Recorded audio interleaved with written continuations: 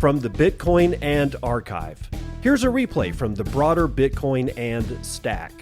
Sometimes that means a past episode, sometimes an interview, and sometimes a guest appearance from another show. The headlines may have moved on, but the Bitcoin signal, market context, and practical lessons still hold up. If it's useful, it belongs back in the feed. Here's today's selection from the Bitcoin and Archive. Good morning. This is David Bennett, and this is Bitcoin and, a podcast where I try to find the edge effect between the worlds of Bitcoin, gaming, permaculture, podcasting, and education to gain a better understanding of all. Edge effect is a concept from ecology describing a greater diversity of life where the edges of two systems overlap. While species from either system can be found at the edge, it is important to note there are species in the overlap that exist in neither system, and that is what I seek to uncover. So join me in discovering the variety of things being created as Bitcoin rubs up against other systems.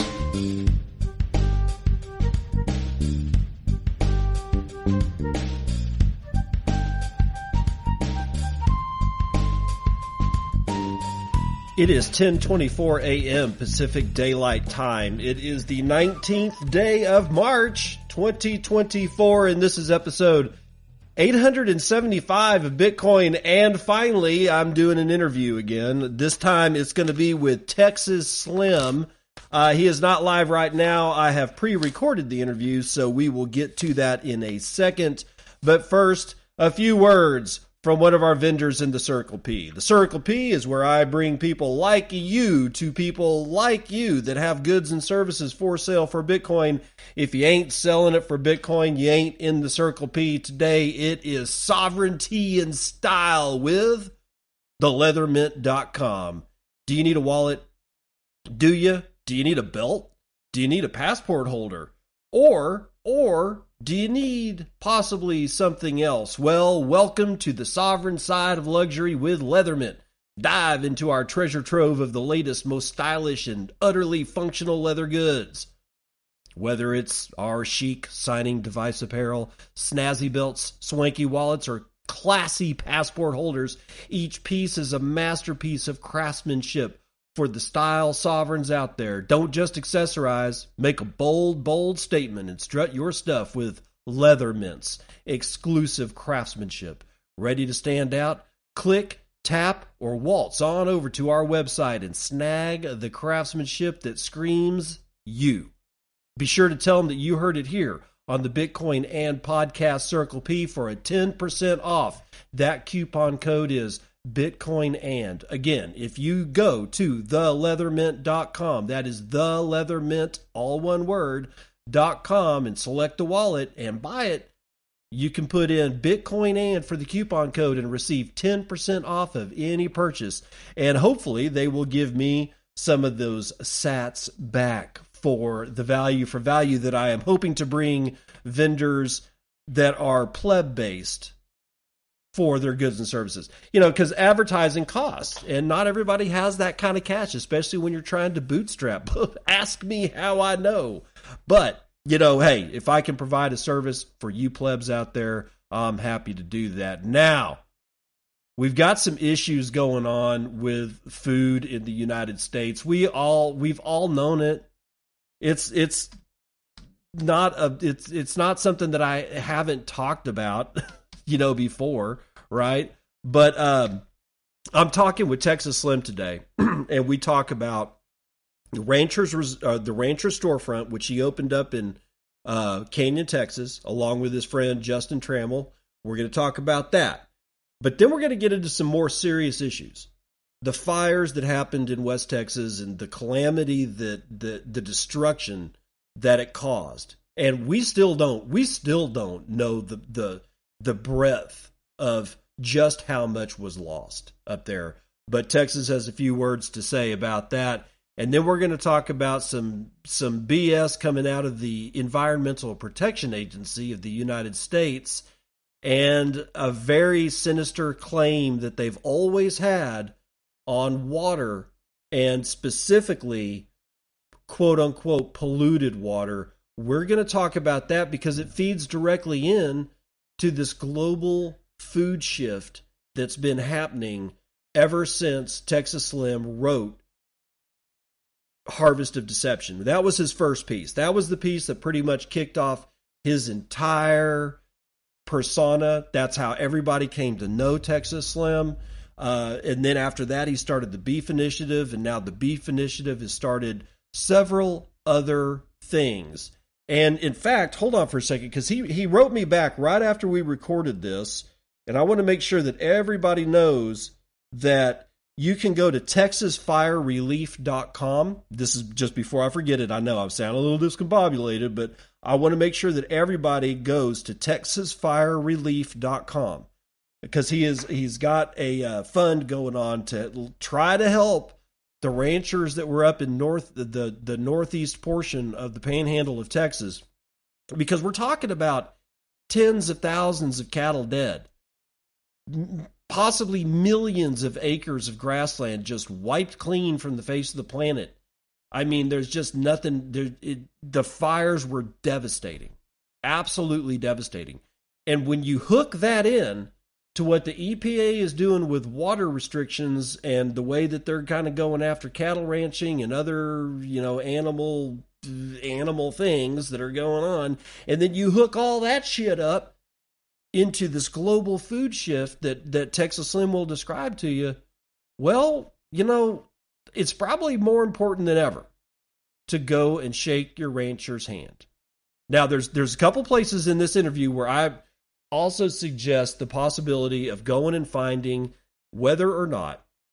go find out whether or not your local university, now this is going to be not at the, maybe at a college level, but generally speaking, this is more going to be about universities, like University of the Texas Tech University, University of Idaho,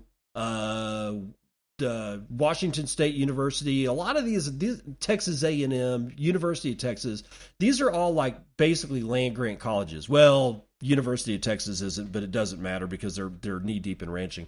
They've got meat departments too. So if for whatever reason you can't get a hold of a rancher, and you can do that through the Beef Initiative, but if you want a different way to look at getting your meat somewhere other than the supermarket, because if you're buying from the supermarket, you're probably not buying domestic beef that was produced here in the United States. You're probably buying beef that was produced in Brazil or, God forbid, Australia.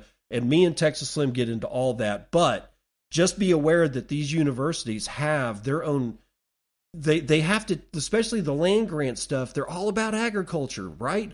So you got to teach people not only how to raise cattle and hog and chickens and all that kind of stuff and how to farm that, but you've got to be able to teach a whole other group of people how to cut that. How do you slaughter the animal? How do you do it humanely? How do you get the skin off? How do you gut it? What do you do with all that? How do you cut the meat that's left over? How do you package it? How do you sell it? How do you market this? Universities have that. Okay, so if you, for whatever reason, go to your rancher first, please, for the love of God. But if you can't find a rancher, don't automatically default and go back to the supermarket. Dude, find your local agricultural university and go see if they've got a meat department. Most likely, if they're a land grant college or an ag-based college, they do. And their meat is, generally speaking, raised the right way. Right? It's good meat, right? They're teaching people how to ranch, and then they, those people go off and they start little ranches, and then they do the thing. It's all part of getting away from the supermarket meat aisle. You want to do that. You want to be able to eat the meat that was raised in your own country for various reasons that I won't get into. But enough said. Let's get into this one with Texas Slim. We're doing good, David. I'm sitting here on the county square in which you and I met. I don't know how many years ago. It's over 3 years ago, but Yeah. I'm sitting in my pickup truck, and it's where it all began, really. Are you out in front of that new place that you and Justin put up? Yes, I am. It's right over my shoulder right here. Can you see it? Yes, I can. Yes, I can. It's like it's weird seeing just like these little splotches in your through your car windows and recognizing every single brick. And I didn't live in Canyon that long, but I got to tell you, Texas, I God, I miss being in the state because I grew up there. I was born there. I lived most of my life there, but I only lived in Canyon for a couple of years, and I really miss it. I really do. But Yeah, and that's something I've always missed ever since I was a kid because this is, I was born and raised 100 yards right there is where I was actually born and I was raised here and I had to leave because this town died. But, yeah, throughout your time here, it was on a regrowth, yeah. and it's a revitalization. So there's a lot thing, it's happening here. And what's going to be interesting to see where this develops into as far as a community, and through my relationship with Justin, my relationship with you, of course, and everybody that's come through we call it the gates of the beef initiative. It's about revitalizing these small towns that we've lost and we're in a good position and I feel pretty good about everything where we are. I mean, the Rancher Storefront, man, it's picking up steam. The people are divorcing the supermarket. That's what I tell every one of them when they come in. That okay. Well, let's actually start right there with the Ranchers Reserve. Tell everybody about you're in Canyon, Texas. Like I Right. said, where you were born, you grew up, and you've come back to what is Ranchers Reserve? Because I don't think enough people know about it. The only reason that uh, you got a hold of me, and then of course I was reading y'all's newsletter from the Beef Initiative, and that's the way that I found out about it. But for those people who have not heard about what you are doing, what is it? Well, let me correct real quick, and I know why and I've done it myself. It's Rancher Storefront Okay, here is what it's called here in Canyon. But okay, what that is, let's paint that picture. I started the Beef Initiative in many different ways, but one of the very first formal handshakes that I had was with Justin Trammell. And his father Donnie, the Trammell family, they have Trammell cattle, they have Tier Bloom, and what they have now, and they didn't have it at the time when we started the beef initiative, they didn't have a processing center. So as we were building out the beef initiative, we were in unison, basically capturing every move that they were making as far as opening up a microprocessing center back here in Canyon, Texas, that's mm-hmm. called Panhandle Meats.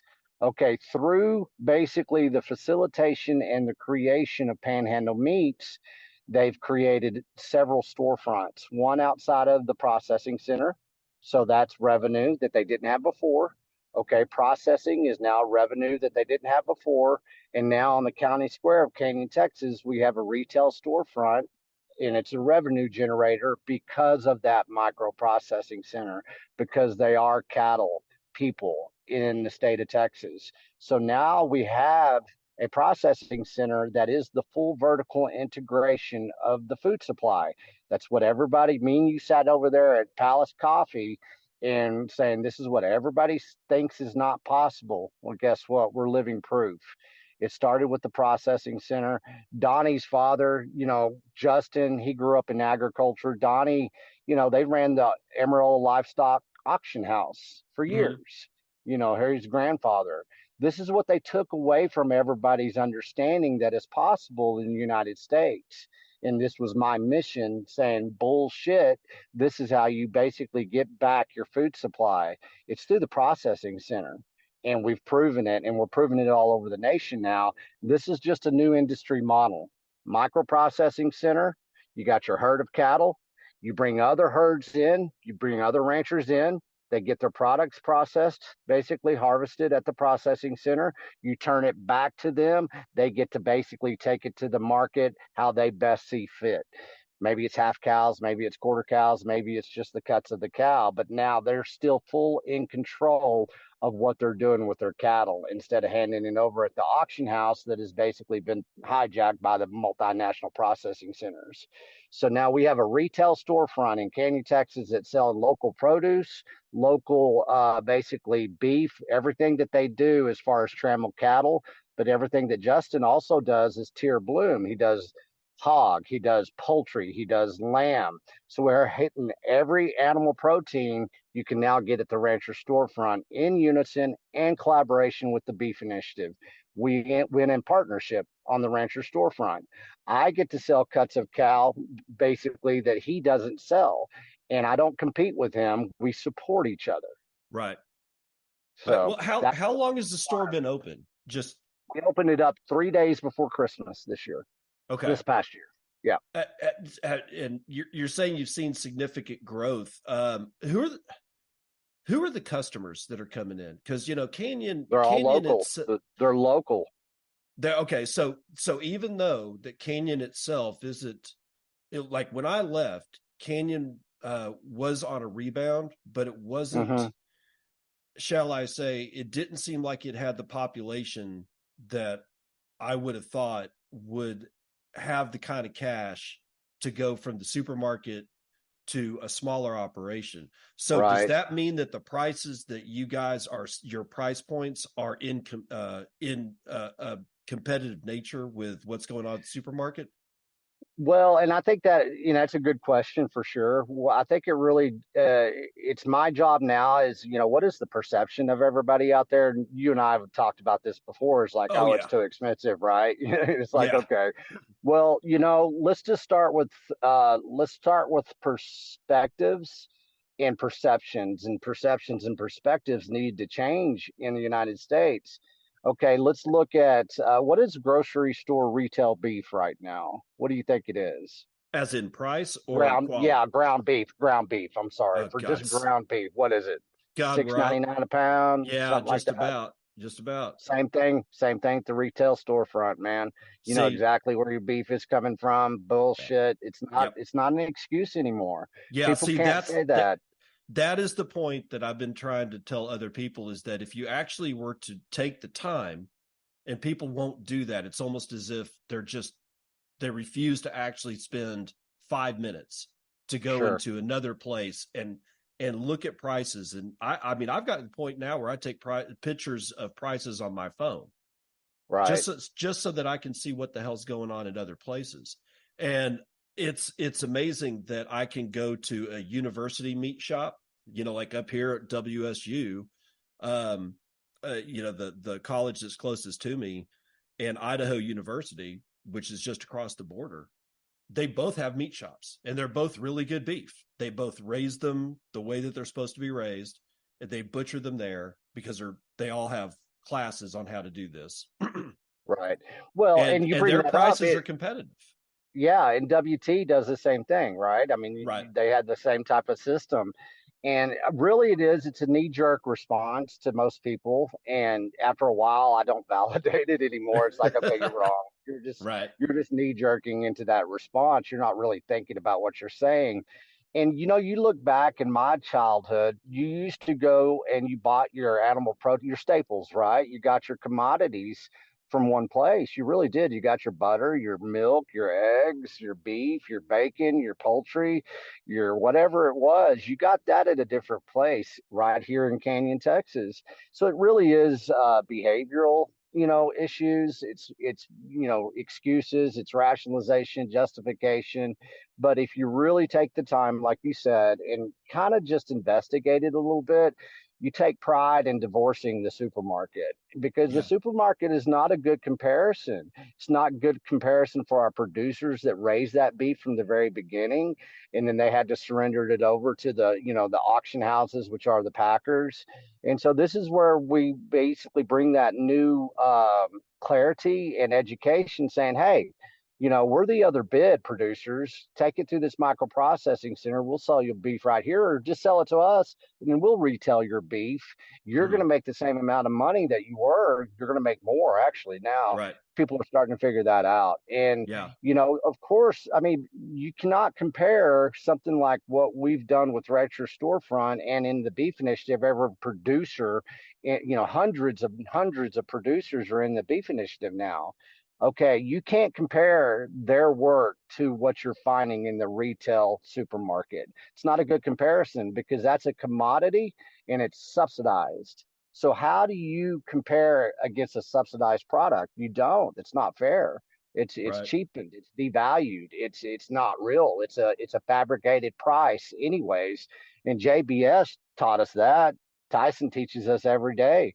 They can manipulate retail storefront prices any day of the week, and they don't have to tell you why. And Yeah. so here, you're only always going to get consistency. You're going to know if the price hike goes up or if it goes down, you're going to know why, and you're going to know exactly where that cow came from. It's real simple. So simple, it's complicated. You've heard me say that 100 times.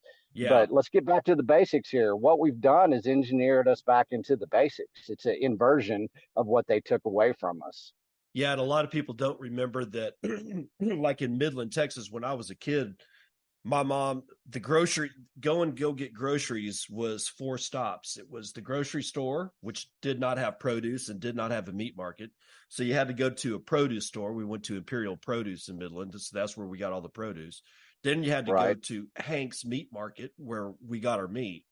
And I try to describe that situation to my kids, and they're Yeah. clueless. They don't have any concept of how that actually worked. But my recommendation for anybody that's listening is that if you spend the time to go find your guy. If you don't want to go all the way out to a ranch, then is there a meat market? Is there somewhere that's not in your supermarket? And go find out. And if you can't do that, or go to a rancher, then do you have a university that is an agricultural based university? If so, do a Google search for the name of that university and meat department or meat grading or something like that, because chances are really good what you'll find out is they actually have a meat market that they sell to the public. So Right. please Well, at least spend the time. right now, go to maps.beefinitiative.com. Go find Right. your producer right now. I mean, Exactly. and if you don't have if we don't have that producer that's close to you and you know of one, let's get their butts in there. Yeah. This is an open source, crowdsource index. Yeah. That's how it was basically created. It was one person at a time, one handshake, one rancher in this global searchable index. We just went global with our mapping system too. We've That's got good. producers. We've got producers in Finland, South America, Europe. You can't. This is gonna expand. And everybody goes, how are you going to scale this? Well, I don't like to use that word, but I'll scale across the globe just like, everybody else does, especially with the mapping system now that can tie you into all these independent ranchers and producers across the planet. Right. That's pretty impressive. So here we are. Okay. So we're really lucky that your store didn't burn down, because Right. you're up there in West Texas, and West Texas just suffered some of the most lethal large scale fires in the history of the Panhandle. And when I In the looked at the history of map, Texas, in the yeah, history of Texas. when I looked at the map, the fire map, because before I got to the map, I was going, where is this fire? Thankfully, it was north and east of you guys, but still that doesn't alleviate the absolute devastation that it wrought. So you were there, can you tell everybody what you saw? Yeah, and this is, it's funny because I was in Tulia, Texas that day, and we were at a food growing summit that was hosted by the Ogallala Commons. And you knew about them whenever you were here. Mm-hmm. And so me and Justin were down there, and it's been windy, it's springtime or, late winter, it gets very windy here. Uh-huh.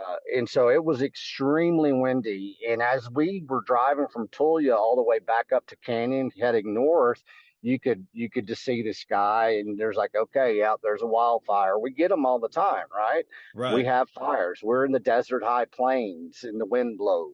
We don't get Mm-hmm. enough rain. There's a lot of reasons all this has kind of transpired, but it was big, and it was moving, and it was moving fast. And so that was Tuesday night when it happened. And all of a sudden, the sky was basically just smoke.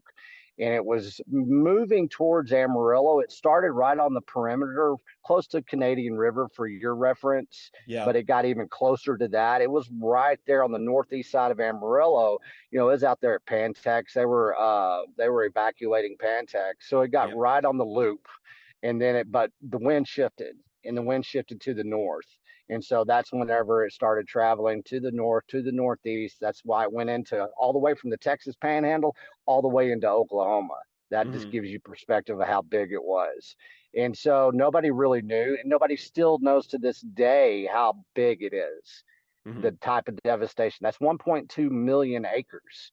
Yeah. All that was grasslands, and all that was ranchers. All that was rural America. All that was cattle.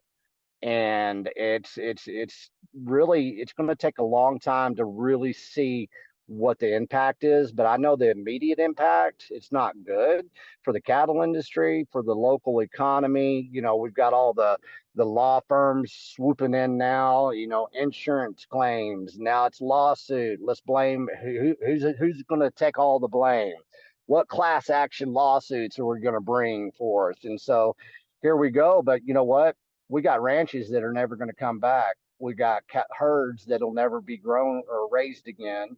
And so that's why, through the foundation, the I Am Texas Slim Foundation, the nonprofit, the 501, whatever they're called, 503BC, we've got a Texas Fire Relief Fund going, and this is going Okay. to be a regrowing our soil, regrowing our lands, regrowing our herds. But first, we got to heal some things right now. And I'm in a lot of talks. We've already raised, a good amount of money.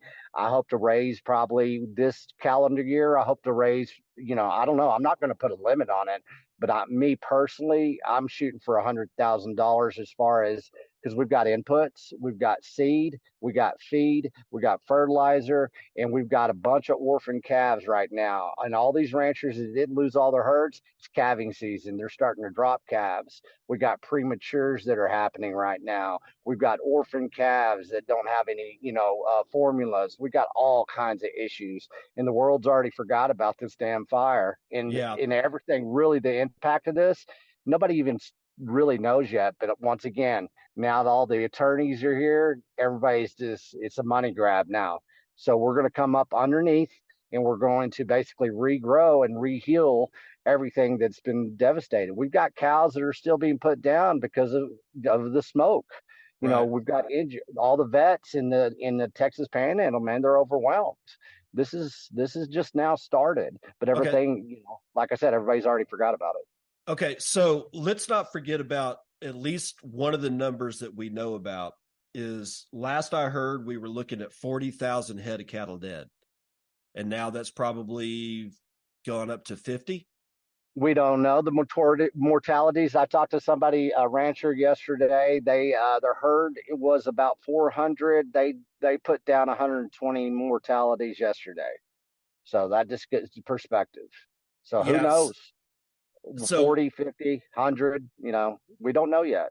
So what we don't know the direct mortality rate. We're not sure of the amount of acreage burned, and that would mean that we're not sure exactly how many different operations that were private or smaller ranching operations. We don't know the number of that as to how Yeah. many people were How affected. do you So how do you compile mortalities through a massive wildfire I don't in know. the middle of cattle country in the state of Texas? Who gets to have those numbers? Who gets to generate those numbers? If you Yeah. go through a system like the multinational system, the cattle industry, like if you have to go through and count mortalities like they do, shit, they hide mortalities all the time in Hereford, Texas, right?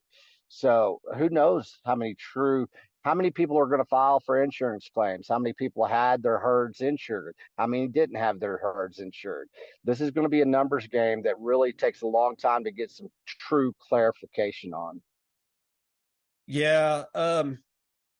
Now Justin Trammell down there, he was unaffected himself, or was he? Right. No, he was totally unaffected. Donnie has his cattle here closer to Canyon, but he's got a herd out there in San Juan, New Mexico, right across the border as well. So, like that's how a lot of cattle ranchers are. They change, different pastures, uh, uh, different regenerative methods, as far as, keeping them on rotational grazing, stuff like that. So, but no, they weren't affected. Okay. Okay. All right. So do you have, I mean, I got to put on a tinfoil hat here because maybe you know something about it and maybe you don't. What's the deal with the blue roofs thing? Do you have any idea what I'm talking about? Oh, is that the DEW crap? The directed energy weapon, is that? Yeah. Yeah, I've heard like more than three people talk about that. None of the houses out there that were wiped out that the ones that didn't get wiped out had blue roofs. And I don't know, do you have any boots on the ground about that, or is it all just bullshit? Oh, this was a fast moving grass fire that was fueled by a lot of dry, basically forage. And they jump. These fires jump. Oh If yeah. nobody's ever seen a grass fire. There was one rancher, basically producer. They had what they could. They loaded up in their stock trailers what they could, their horses, number one, and they got trapped. And so they had to go back to their house. They had to go back to their barn because they were engulfed and there's Mhm. no way out. They couldn't drive out. It was pitch black, smoke, fire, everything. They got everything unloaded off their trailers, got in between their house and a shed, and that fire was getting close to them. That fire jumped their house. Uh-huh. Okay, it jumped over and totally missed the house. So the blue roofs, you guys stop it. Let's focus on the truth, right? All right. Let's stop this That's what I shit. wanted to hear, because I was just thinking that this was all just BS. And and when you say fires jump, I know that about that firsthand, because they, like, if you, even in forest, in mountainous areas, these fires Right. will jump like hundreds of yards and not Yeah. burn. They won't burn by the creek, but they will jump over a creek, and then 200 Right. yards out they'll pick back up, and it ends up being just a terrible thing. But now I want to transition away from the fires, because we beat that one to death. So EPA, and Yes. this is where we start getting into some of the more horrific issues they're facing. And the fire is bad enough, but now you've brought to light some issues going on with the EPA and, what is it, water? Yeah, I mean, Environmental Protection Agency is a fascinating whatever they are. but anyways, yeah, they've got some legislation, and the EPA has been used many times over as an attack vector against everything that we do in the cattle industry. And here we go. The basically moving forward in the next 10 years is going to be fascinating because the climate change, the planet's burning up, so they're going to use all kinds of different idealistic bullshit reasons to come out and try to regulatory capture a lot of industries. And so what they're proposing, it would be a big impact on microprocessing centers in the United States, and that's what we're bringing to light. What are they proposing? Which we all want clean water, but there's a lot of things that what they're proposing as far as this bill that we're already taking care of, and we've got the proof. So this is, I think, they're trying to slow step into more regulation, more regulatory capture. They can use it as a weapon, and instead of basically, something that's truly good for local municipalities and local community food sheds, local community microprocessing centers. This is a way that they can eliminate a lot of them because they've already looked at numbers and how many that they propose would shut down. It's a lot more than that. I think they said 16 in that article I sent you that we wrote up, but I'd say a couple of hundred at least would be affected by this, and they would be basically regulated out of business. So, Yeah, see, and this is here. I'm reading this that you sent me. It's not y'all's press release. It was this thing from Briuna Sagdal. Brianna Sagdal, she Yeah. is our research. She's our basically press media and research confidant. So she's Okay. got a lot of experience and stuff like this. She working close with Justin as far as legislation, everything that we're doing, facilitating for Farmer Ranch Freedom Alliance, all that. Okay. So this is, hold on. I just want to make sure that I've got this.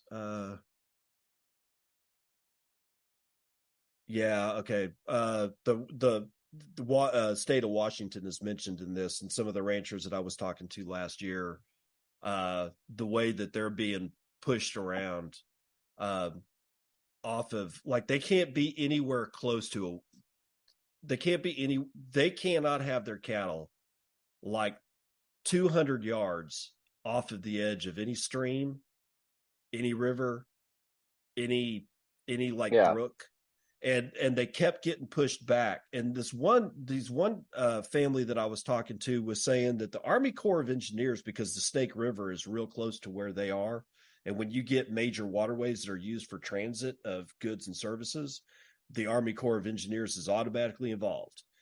And Right. they came up on their land and told them that they were going to have to build a fence 200 Right. yards off of something. And they go, well, the family looks at him and says, well, how are you going to pay for that? Yeah. And they said, no, you're going to pay for it. Exactly. And their answer was like, you know what? We're done. No, we're not paying for it. If you want a fence there, then you build the fence there. We'll keep the Yeah. cattle 200 yards off of the river edge, but we're not building the fence because we can't afford it, and we're just not going to do it. So whatever it is, they got to the point where they were literally looking at the Army Corps of Engineers and saying to the United States government, no, not because we don't want to, because we can't. We don't have the money. We don't have the time. We don't have the manpower. Because building a fence, people think, oh, well, it's not that big of a deal. Yeah, around your house. Try doing a couple of miles of it. Try doing Oh, 15. well, let's go back to this. What this is proposing, it's a water filtration system that will cost $250,000. Yeah, And if you're a microprocessing center, you can't afford that. So once again, boom, regulatory capture. Everybody say it out loud. Regulatory regulatory capture. capture. And, Say it and with the little West Texas slang. Regulatory power. capture. Well, Here we go, guys. This is what this is. and this ends up being sort of a modus operandi for the United States government is Of we course. can't like they'll say this. It's like we can't get them directly because they own heads of cattle. We can't get them directly because they're grazing the cattle. But then they can say, well, what is it that we control almost top to bottom of? And then you come to water. Yeah. And the minute that they say water, it becomes a major issue because at this point, water affects everything. If your runoff goes to your neighbor's land or runs through your neighbor's land, Yeah. and then after it comes off of your neighbor's land, Downstream. Yeah. it Downstream. yeah, it's like the second that it hits a navigable waterway, boom, Army Corps of Engineers and all the rest of the EPA regulations are automatically now turned on. And all they had to do was say, you know what? With the rain and the runoff and all those cows, there's got to be at least some fecal coliform that's coming down to this navigable waterway. We can turn on our engine.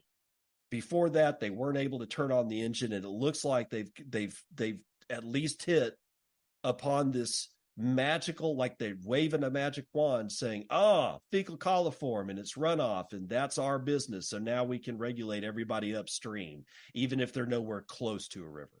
That's Yeah. everybody. Well, and it affects reservations. It affects yeah, it's a form of weaponization that can be, bogged down in bureaucracy, lawsuits and everything. And it's not, people don't understand why you know, producers and ranchers and landowners go away in the United States in the modern day, it's usually because they can't afford to own the land anymore because they're getting regulated out of it. You look at what you just said. Let's look at Jason Rick of Rick Ranches there in Crawford, Colorado. He's a pioneer. He's one of the basically first people into the beef initiative. Every bit of his water is based on the Army Corps of Engineers and basically the irrigation system right there in the Norfolk Valley of Colorado. You Mm-hmm. talk about having to follow a lot of damn water rules and being on top of his game at all times because that's how that water goes through everything that he stewards, all of his land, everything Right. that he does. And if Right. he does anything wrong towards all these regulations, and they can, like you said, they can come back to him and say, hey, we got you, you're doing it wrong, you're going to have to do this. So he's Right. fighting that every day of his life. Okay, so we've got about 9 minutes left on this call, and Okay. this is leading us into an even more sinister issue that you were talking about, a generalized global food supply chain shift. Yeah. Can you outline that for us in the last part of this interview? Sure. And I'm going to be really fast on this, and I'm going to tell everybody to read The Harvest of Deception. Do a Google search, Harvest of Deception, Texas Slim, and read the one that's hosted on the Beef Initiative platform. Okay. Several years ago, back in 2016-17, there was basically mass consolidation in the chemical and grain global corporations. Same thing with our food industries. Well, in 2017, they got the marching order to basically create a one world food group. And they are doing it. It's happening in real time. What's not happening in real time is the general public's understanding what's going on. We're going through a global industrial food shift. Look what happened during COVID. That is basically just a test run. That was nothing more than basically, hey, let's see how we can make this better as far as eliminating market access to a lot of nutritious food in the Western Hemisphere for most of us here. They've built out global ranches. We've got countries that can't feed their people. We got multinational corporations that are stealing natural resources from the United States of America and anywhere they can, and they're selling it to the highest bidder on the global industrial industry, basically apparatus. Okay, this is happening. Supply chain lines are changing. You got bricks now. Everything is shifting. This is a new food system that they're implementing, and they're taking animal protein out of the Western Hemisphere. You got all the marketing about freaking don't eat beef, cows a carbon hazard, climate change, methane. Everything is being basically marketed to the general public right now. This ain't happening in the other hemisphere. This is only happening in the Western Hemisphere, but the most Americans don't understand that they are being robbed of their nutrition. That's the biggest thing. You're being robbed of your nutrition, and it's being sold on the global market in a different way than it ever has before. Okay. They've devalued our food systems. And so now, as I said 3 and 4 years ago, they're going to turn beef into caviar. That's exactly your perspective you need to have. They're going to, this year in the United States of America, you watch what happens. It'll be known as the summer of pork. Okay. And so this is part of that shift. They're basically re-engineering processing centers. They're introducing bug plant processing centers. That's what Tyson just did 2 weeks ago. We're going to start processing bugs in the United States. Okay. We are now in the United States of America, one of the lowest inventories that we've ever had with cattle. Okay. Well, also, we now are importing more beef into the United States than we are consuming. We're now eating more imported beef than we are eating our own domestic beef. Mm-hmm. That's never happened before. That's part of this global industrial food shift. Most people don't understand because they go to the grocery store and it looks the same. Where's the country of origin labeling? Ain't ever going to be on your packaging. And they're going to say, they have this new voluntary label that they just did, the product of the USA. That's 2 years that they will even try to enforce, and that's 2 years of voluntary representation. That's nothing more than a distraction. So what we're going to see is basically a big food shift, and it's going to be gradual. It's been gradual, but they've been working on this for now 6 years, and their goal is 2030. They've got to get all the carbon credits. They got to do everything. This is a global industrial food shift. And who's going to pay the prices? Our independent ranchers, producers, and the consumers that don't understand what true food intelligence is. And they get most of their data from labels. Labels are a joke. And if you're still relying on labels to basically teach you or to inform you of what the nutrition is, then you're cheating your child out of true nutrition these days. Okay. So I want to connect that up with this water issue and the EPA. That's one of the reasons why I kind of wanted to put them together, is that I can be viewed as having another tinfoil hat on my head or not. I actually don't care at this point, because at the same time, what you're saying is occurring, where we're importing more international beef and consuming it than we are our own domestic beef. At the same time, that it's clear that the pressure internally from the United States government on our domestic ranchers because of the water issue is going to make them produce even less beef. And 100%. we actually just had this major fire that wiped out God only knows how much of the Texas herds. So that shift is going to become more international beef coming in, less domestic beef even being able to go out, and that is going out is the caviar that you're talking about. Then at one point or another, the only thing left to do to the American people in the Western Hemisphere, or at least the United States, is to shut down the importation of beef, because that's when they'll say, but look how much fuel you have to burn to get this beef from Brazil, Australia. We can't do that anymore. So you're just going to have to live with the fact that you don't get beef. So my ending thing here, as we're coming to the close of this, is that it's more important than ever to form that relationship with your rancher that should be local, if at all possible, a agricultural college meat department, because they are viable, at least still a little bit. Texas Tech has a great one. It's one of the best. Yeah, ones. they do. They really do. But the private ranchers, anything that you can do that supports the domestic beef is the only option going forward for high quality animal protein and fat nutrition. At least 100%. And if 50% of that is correct, David, then we win.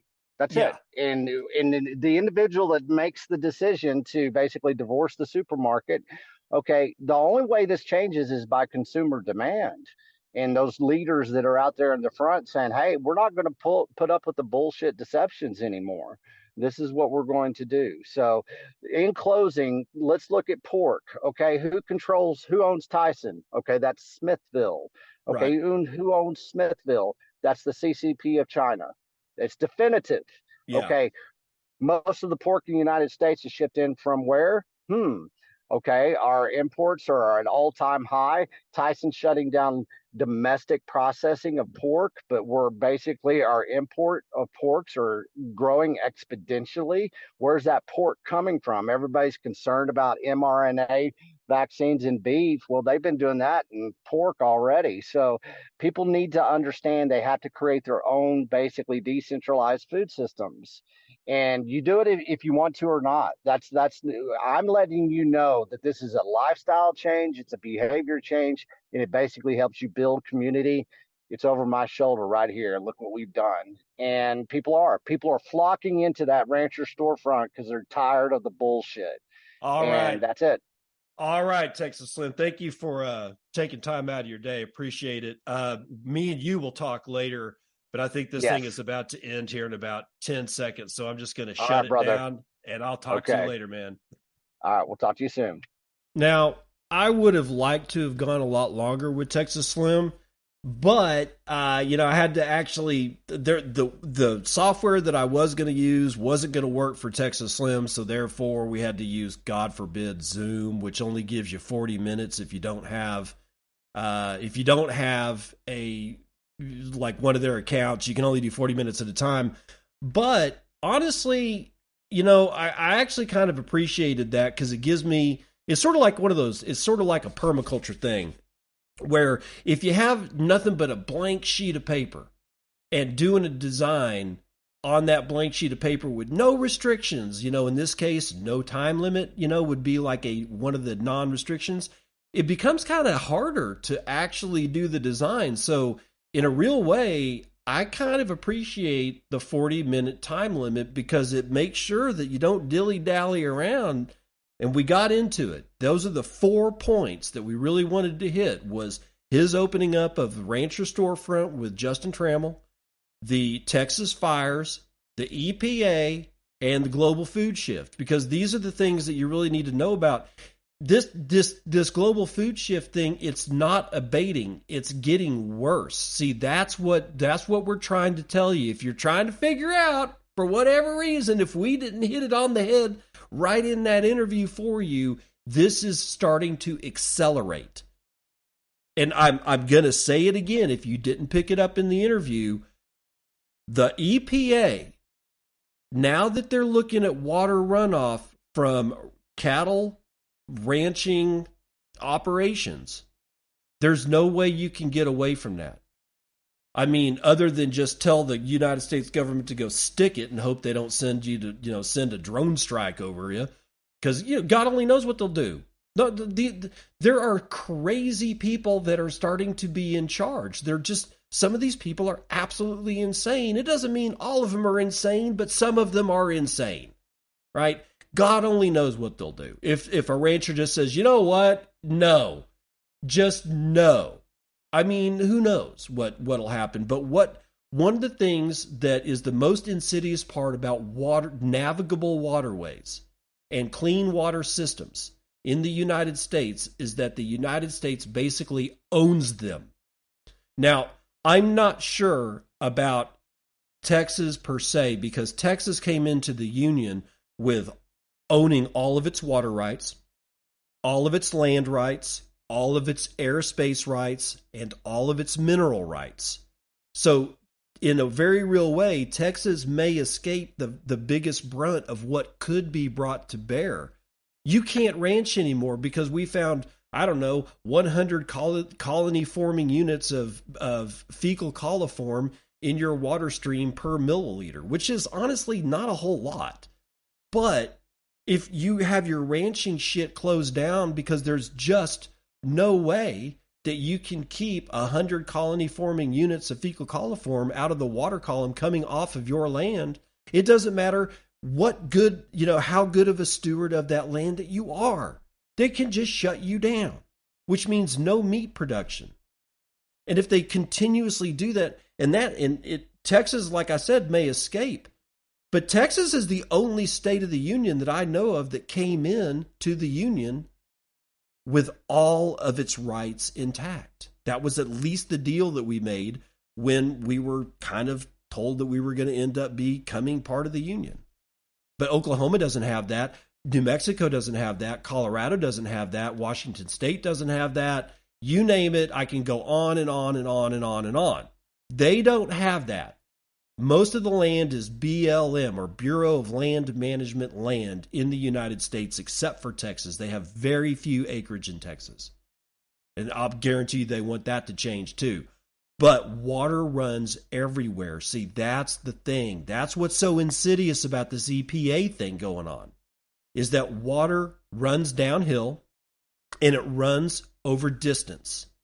And that water connects up with other water. So at this point, there's going to be water that actually ends up getting into places that the Army Corps of Engineers, the EPA, the Navigable Waters Act, or whatever the hell that was called, to the issue that means that they can control anything upstream. So if your column of water coming off your land has an issue, and they can tell you that it's going to impact an issue that they have control over, somehow or another, they're going to be able to extend that control all the way up the water column to wherever that issue they say is happening. And if they can just shut you down, we've got other food problems coming down the pipe. Now, he mentioned pork. Pork, beef will be caviar, and then we'll be relegated to pork. Pork is even worse in production as far as fecal coliform and all kinds of bad stuff coming out of the effluent stream and water, so you can expect that to be shut down. And then chicken manure, oh my God, at one point or another, you're probably going to find out that the government is going to go absolutely through the roof when they start telling us how much nitrogen is in the manure of a bunch of chickens. Because there's a lot of nitrogen. There's also a lot of phosphorus in it, but we won't. That's another issue. It's the nitrogen that they'll say. They'll go, oh, but it's nitrogen, but it's going to cause algal blooms in all of the watersheds, and therefore it's going to kill all the fish because the algae will respire all the oxygen, and the fish won't have anything left, and it's just going to be a big mess. It will be like one chain reaction that goes from cattle to pork to chickens to turkeys to you name it. And unless we're really, really careful and really, really on the ball, and this is where shaking your rancher hand really comes into play, if we can't keep those ranchers in the money, and I'm not talking millions of dollars, I'm not saying that we need to make them rich, but it would be nice if they could just have a living. And the more that they have a living, the more they're going to fight for that living. If we don't shake our ranchers' hand, if we don't buy their products, if we don't appreciate the work that they put in, they're not going to do the work. And they're going to end up selling their land to Cargill or J&B or JBS or, Smithville and Smithfield and Tyson and whoever, all the people that we mentioned in this interview. It's up to us, man. It's up to us individually. And if we can't get it done, I don't really know what the hell's going to happen. At what point does the state, do state and, or public universities, at what point do they have their ranching shut down? At what point does the United States government say, you know what? You get a lot of grants from the NIH. You get a lot of grants from the National Science Foundation, and NIH is National Institutes of Health. Those are the two main funding organisms of the United States government for research at the university level. And don't discount the Department of Energy, which also does a lot of granting, but what's even weirder is the Department of Defense. And they do a lot of granting to biology. And ask me how I know later. Do it on Nostr or send me a boostergram or something like that. But one of my favorite professors at Texas Tech University, all of his grants were DOD, and he was studying slime mold. You do with that whatever the hell it is you want to do with that. But DOD, DOE, NIH, NSF, this is all United States government money. And all these same universities had to convert their university campuses to non-smoking campuses, or they were going to lose all that grant money.